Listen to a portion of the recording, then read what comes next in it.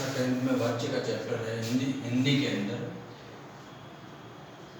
सबसे पहले वाच्य की डेफिनेशन है क्रिया के जिस रूप से ये ज्ञात हो, यानी पता चलता हो, क्रिया के जिस रूप से ये पता चलता हो, ये ज्ञात हो, वाक्य में क्रिया द्वारा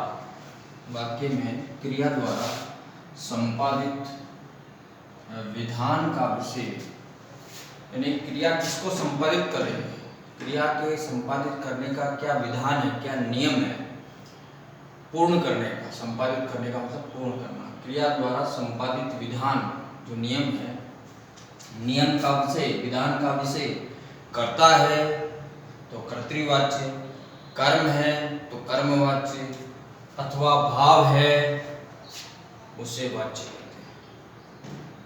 या तो संपादित विधान का विषय कर्ता होगा, उसका नियम कर्ता का होगा, या फिर कर्म का होगा अथवा भाव का होगा, उसे ही हम वाच्य कहते हैं। यानी कहने का मतलब परिभाषा याद रखनी है, क्रिया के जिस रूप से ये ज्ञात हो कि वाक्य में क्रिया द्वारा संपादित विधान का विषय कर्ता है, कर्म है अथवा भाव है, उसे वाच्य कहते हैं। वाच्य के भेद 3 होते हैं।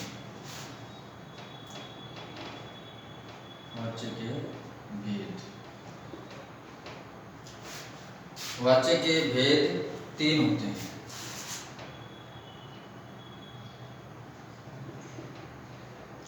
वाच्य के 3 भेद होते हैं।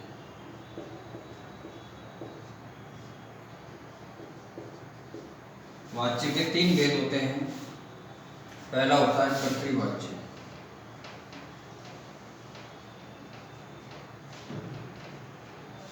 दूसरा होता है कर्मवाच्य,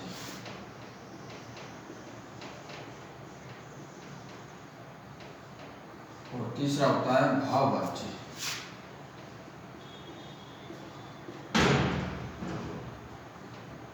कर्तृवाच्य, कर्मवाच्य और भाववाच्य। जैसे एक उदाहरण को देखते हैं, समझते हैं यथा। जैसे उदाहरण,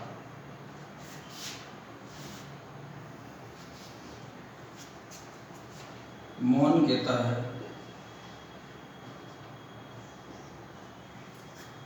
पीयूष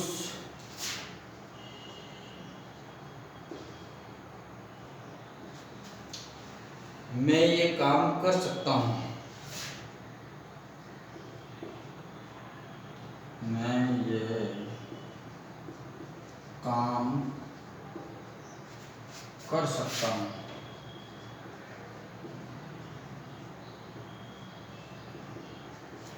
मैं ये काम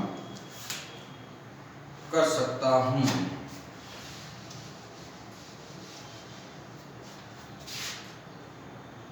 तुम इसको बदल कर दिखाओ। मैं ये काम कर सकता हूँ, तुम इसको बदल कर दिखाओ।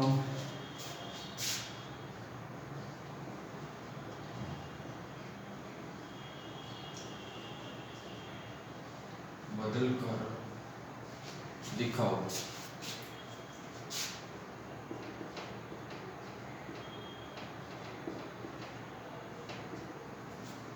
देखिए, मोहन कह रहा है, अब पीयूष कहेगा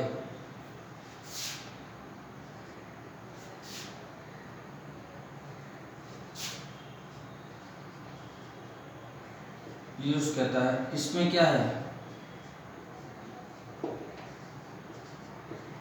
इसमें क्या है, ये कार्य मेरे द्वारा किया जा सकता है। इसमें क्या है, ये कार्य मेरे द्वारा किया जा सकता है, मेरे द्वारा किया जा सकता है।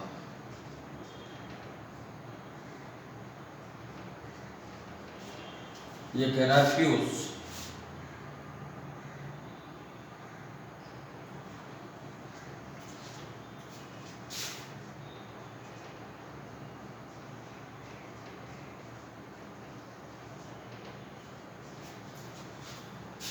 अगला देखो, आगे रुचि कह रही है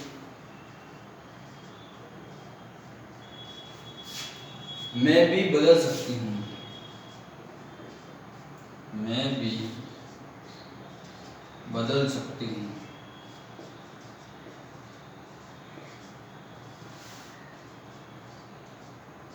मैं भी बदल सकती हूँ, मुझसे ये काम हो सकता है।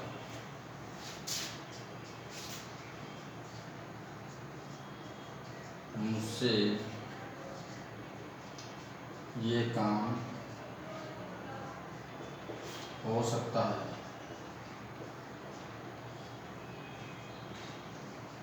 ये आपके भाववाच्य हो गए।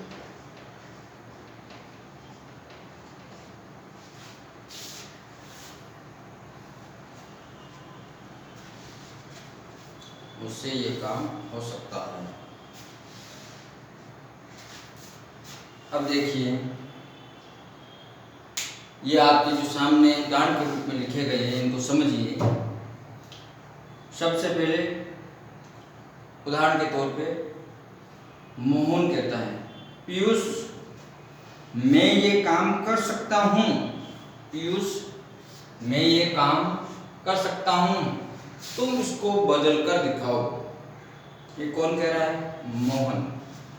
यानी इसमें कर्ता का भाव देखिए, कर्तृवाच्य है। क्रिया के जिस रूप से वाक्य के उद्देश्य,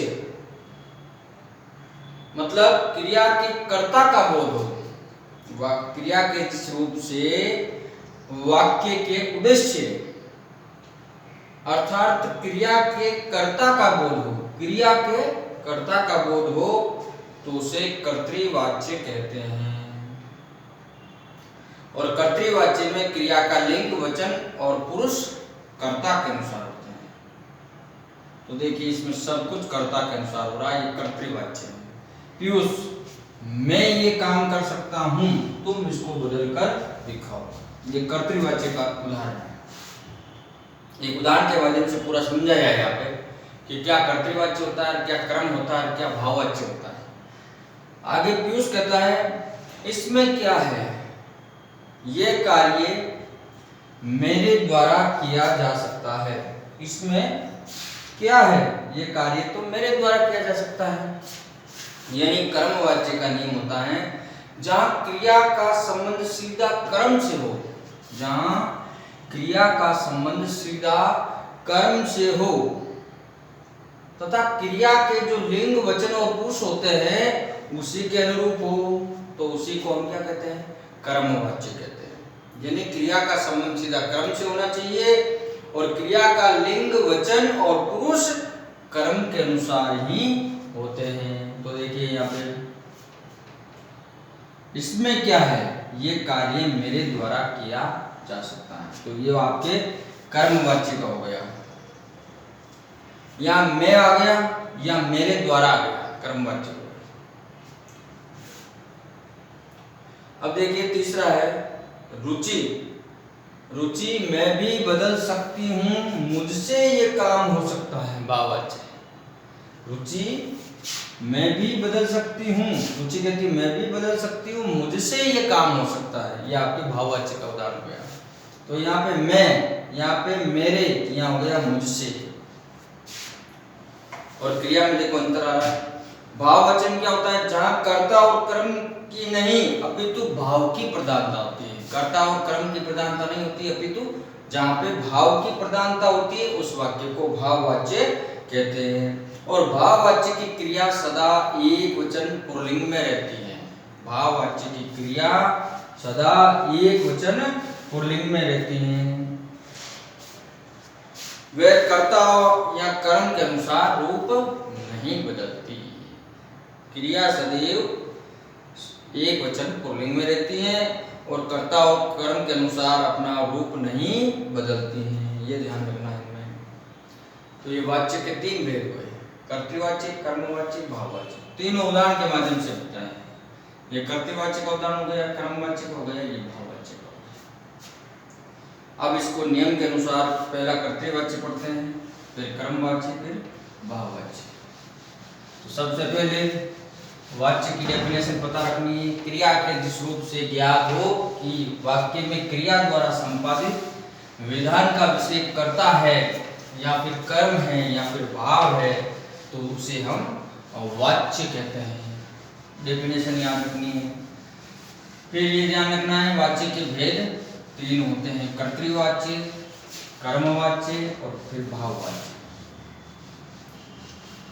फिर इस उदाहरण के माध्यम से आपको पता लगा होगा कि कर्तृवाच्य क्या होता है, कर्मवाच्य क्या होता है, भाववाच्य क्या होता है। उदाहरण के माध्यम से हमें अभी समझाया गया। अब हम जो कर्तृवाच्य है उसके बारे में जानते हैं, कर्तृवाच्य को पढ़ते हैं।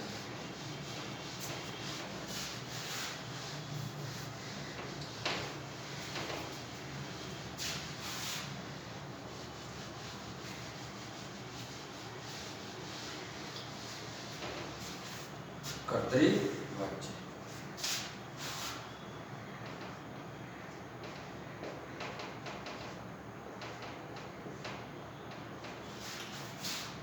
क्रिया के जिस रूप से वाक्य की उद्देश्य,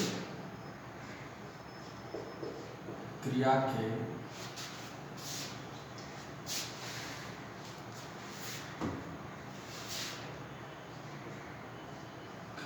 जिस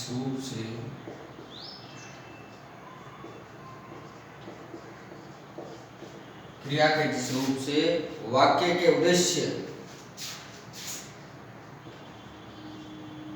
वाक्य के उद्देश्य अर्थात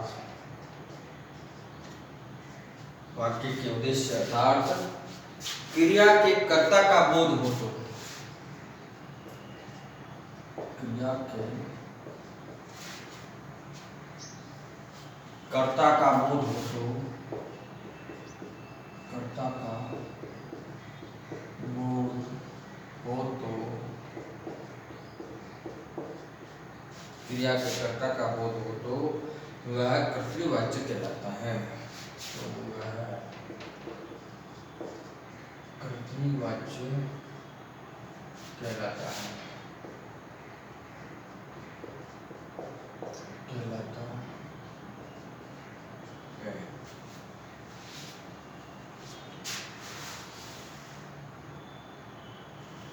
कर्तृवाच्य में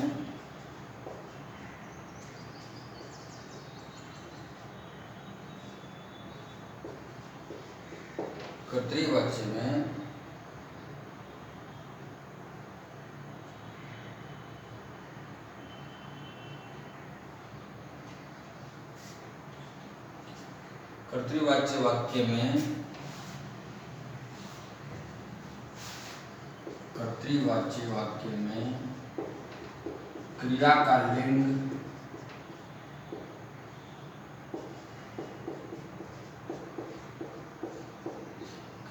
लिंग, वचन और पुरुष कर्ता के अनुसार होता है। वचन और पुरुष कर्ता के अनुसार होता है। कर्ता के अनुसार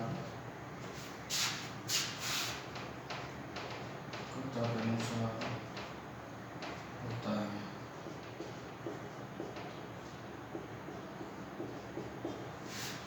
क्रिया के जिस रूप से वाक्य के उद्देश्य अर्थात क्रिया के कर्ता का बोध हो, क्रिया के कर्ता का बोध हो तो वह कर्तृवाच्य है। अगर क्रिया के कर्ता का बोध हो रहा है तो कर्तृवाच्य, क्रिया के कर्म का बोध हो रहा है तो कर्मवाच्य, और भाव का बोध हो रहा तो भाववाच्य। क्रिया का संबंध अगर सीधा कर्म से हो और क्रिया के लिंग, वचन और पुरुष कर्म के अनुसार हो तो कर्मवाच्य हो जाएगा। और जहाँ कर्ता और कर्म की नहीं भाव की प्रधानता होती है उसे भाववाच्य कहते हैं। और भाववाच्य में सदा एक वचन पुल्लिंग होता है। भाववचन की क्रिया सदा हमेशा एक वचन पुल्लिंग की होती है और उसमें कर्ता या कर्म के अनुसार नहीं बदलती, रूप नहीं बदलती।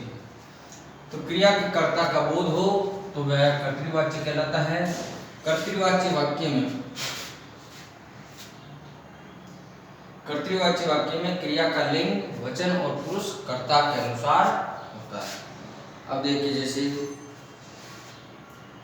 उदाहरण देखते हैं।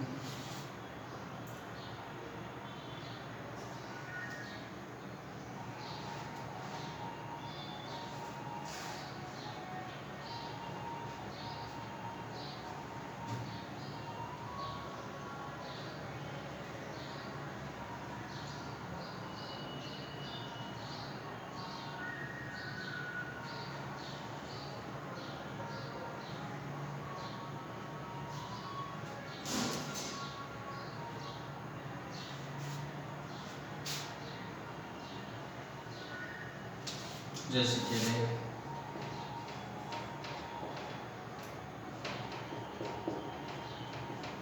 पुरुष टहलता है, पुरुष टहलता है, तो इसका क्या हो जाएगा आपके?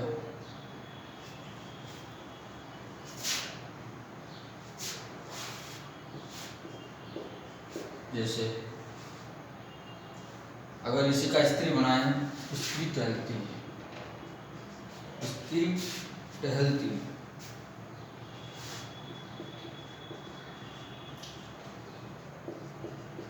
पुरुष टहलते हैं, तो इसका हो जाएगा स्त्री टहलती है, स्त्रीलिंग में। पुरुष टहलते हैं,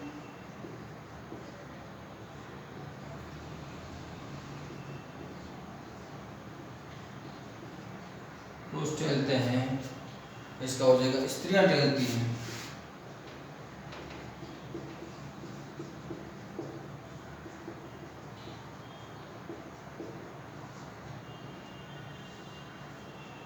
स्त्रियां टहलती हैं।